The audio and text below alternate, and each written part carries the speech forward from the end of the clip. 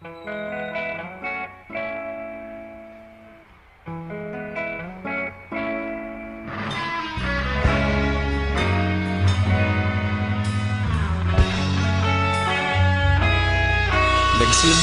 ang lahat sa eskwela, nagsama-samang 12, sa kalokohan at sa tuksuhan, hindi maawat sa isa't isa.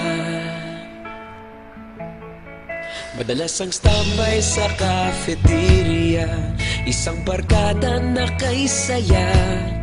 Laging may hawak-hawak na gitara, konting udyok lamang kakanta na. Kay simple lamang ng buhay nun, walang mabibigat na suliranin. Problema lamang laging kulang ang datong. Sana napunta ang panahon? Sana nga ba? Sana nga ba? Sana napunta ang panahon?